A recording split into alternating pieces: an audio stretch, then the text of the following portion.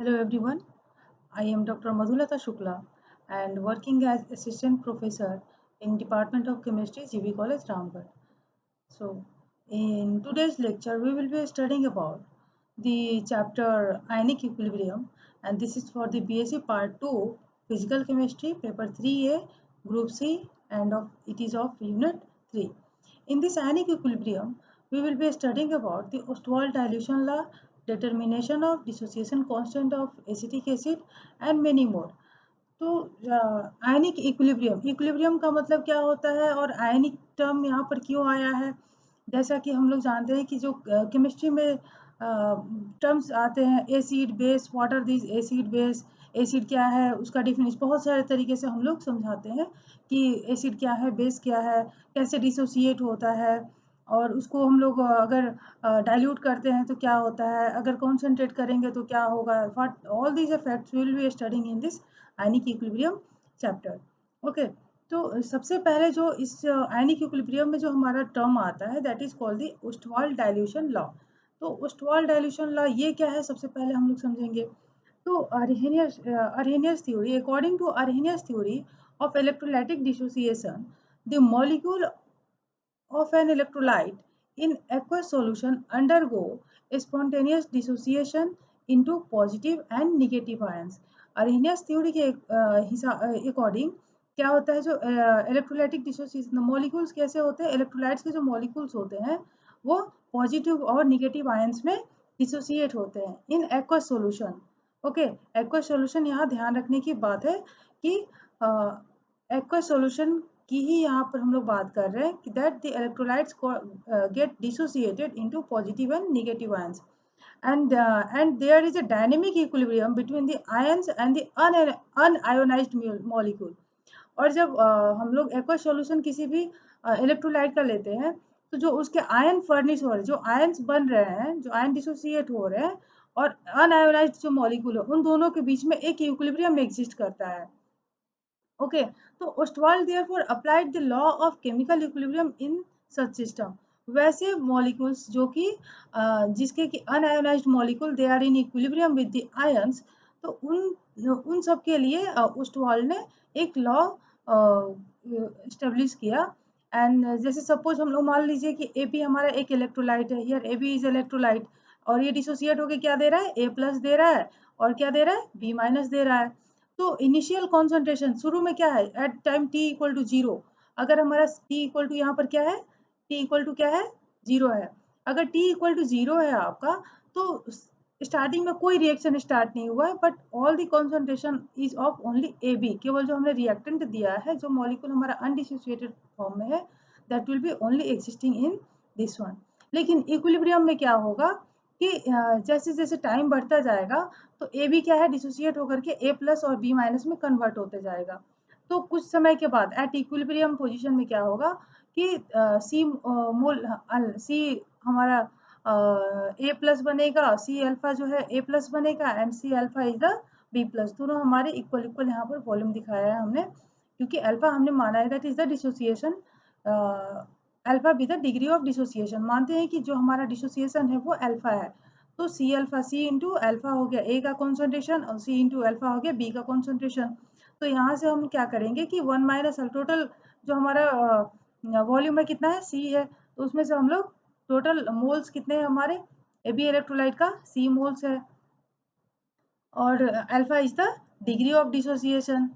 Okay, so the fraction of total concentration of electrolyte which exist in dissociated state, this is the equilibrium existing between the AB and A plus and B minus moiety.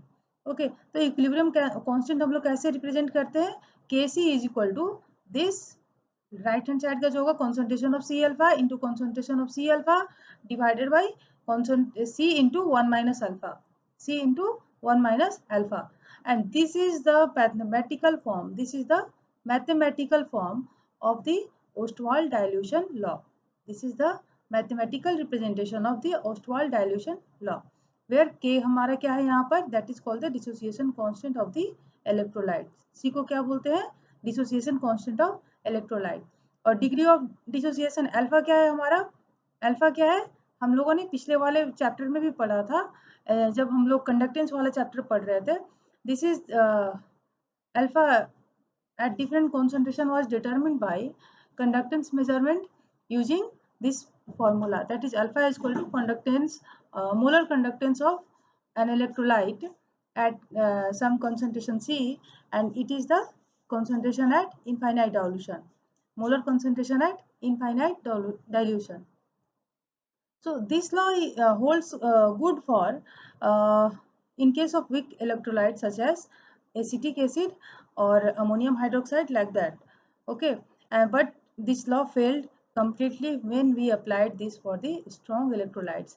जो हमने conductance वाले chapter में भी देखा था कि जो molar conductance and all those things which we are calculating ना, that was for the DHO जैसे इक्वेशन था हमारा, तो वो किसके लिए वैलिड था? स्ट्रॉन्ग इलेक्ट्रोलाइट्स के लिए था. लेकिन वीक इलेक्ट्रोलाइट्स के लिए हमारा क्या था? जो कोहरस लॉ था that was valid for the strong and weak electrolyte, दोनों के लिए था. लेकिन जो ओस्टवाल डाइल्यूशन लॉ है वो किसके लिए वैलिड है? It is valid only for the weak electrolytes. ये स्ट्रॉन्ग इलेक्ट्रोलाइट्स के लिए नहीं वैलिड होता है. Okay, so now we are moving to the determination of dissociation constant of acetic acid with the help of conductance measurement. अगर हमारे पास conductance पता है तो एसिटिक एसिड का हम डिसोसिएशन कांस्टेंट कैसे निकाल सकते हैं? So this is one numerical which I have solved here, and you can go through this one. First of all, we will be calculating the lambda m value, which will be equal to this kappa over C. Kappa is the specific conductivity and C is the concentration. These values are given in the question only, and you can find the lambda m. Then you can find the degree of dissociation. Alpha is equal to lambda m over lambda m infinity, and lambda m infinity is also given here. So you can find the value of alpha, and once the alpha is calculated and C is known, you can find the value of K, that is the dissociation constant of acetic acid, can be calculated very easily. Okay, so you can also get more numericals in the book which I have recommended, that is the Puri Sharma. So next we are moving to the concept of acid and bases. There are several concepts of definitions of acid and bases. Acid जैसे हम बताते हैं कि H plus ion अगर release करता है कोई भी जो इलेक्ट्रोलाइट है तो that will be the acid. या जैसे हम लोग बोलते हैं कि अगर वो इलेक्ट्रॉन एक्सेप्ट करता है, lone pair of electron accept करता है, then also it is the acid. तो डिफरेंट बहुत सारे कंसेप्ट है एसिड और बेस के, बहुत सारे डिफिनीशन है according to the different scientist. तो Arrhenius first we are moving to the Arrhenius concept. Arrhenius ने सबसे पहले क्या बताया कि an acid is a substance that dissociate to give hydrogen ion, that is the H plus ion, when dissolved in water. अगर किसी substance को अगर हम वाटर में डिजोल्व करते हैं और वो H प्लस आयन रिलीज करता है इन एक्वस सॉल्यूशन ओनली, ओके, तो H प्लस आयन रिलीज करता है तो उसे हम लोग क्या कहेंगे? That substance is an acid. Okay, और बेस क्या होता है? Base is that substance which, when dissociated into hydroxyl ion when dissolved in water. अब base क्या है? एसिड हमारा क्या है? H प्लस आयन जो रिलीज करता है वो एक्वस सॉल्यूशन में, that is the acid. And जो those substance which release OH minus ion are called the base. According to Arrhenius concept, H plus ion क्या है? H प्लस एसिड क्या है? जो substance H plus ion release करता है aqueous solution में, that is the acid. और जो substance OH minus ion release करता है एक्वस सॉल्यूशन में, that is called the base. See here, HCl here it is in gaseous form. When it is interacted with the water, H plus ion is released and Cl minus is also released. These are all in aqueous solution. Okay, AQ मतलब क्या है? Hydrated और aqueous solution बोल सकते हो आप. Okay, यहाँ पर HCl है. Then also again this is CH3COOH, acetic acid है, that also releases H plus ion. So acetic acid हम लोग बोलते हैं उसे. बेस क्या है? OH minus ion, OH minus. तो CaOH का होल ट्वाइस कैल्शियम हाइड्रोक्साइड, इसको अगर वाटर में डिसॉल्व करते हैं तो क्या निकलता है हमारा? Ca+2 निकलेगा और 2OH माइनस. तो OH माइनस यहाँ पर रिलीज हो रहा है, तो दैट्स वाई CaOH का whole twice will be a base. Okay, Now we are moving to the another concept that is called the Bronsted-Lowry concept. यहाँ पर क्या है कि एसिड और बेस का डिफिनेशन यहाँ पर थोड़ा सा इन्होंने मॉडिफाई किया है.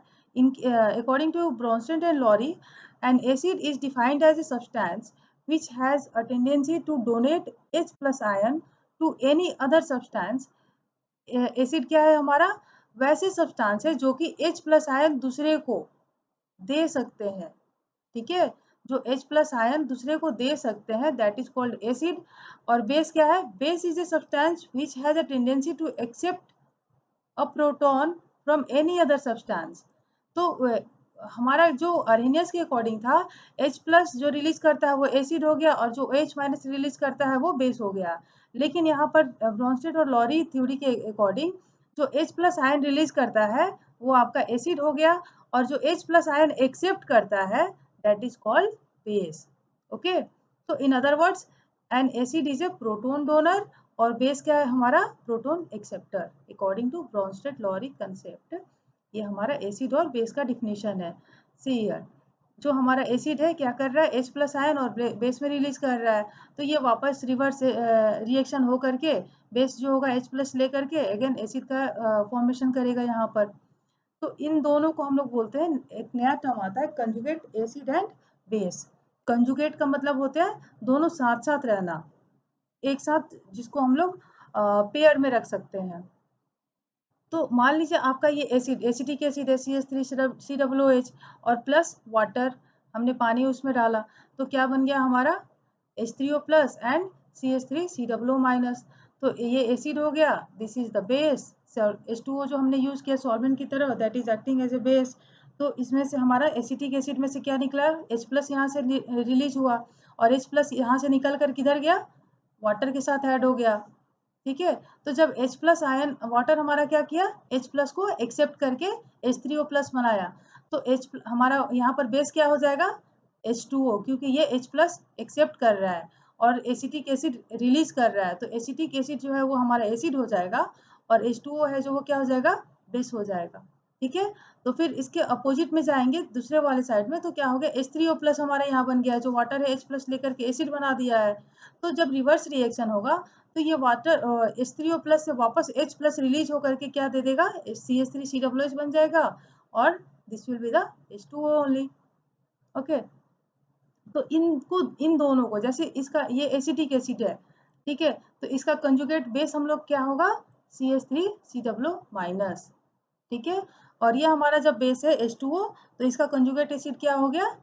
H3O plus.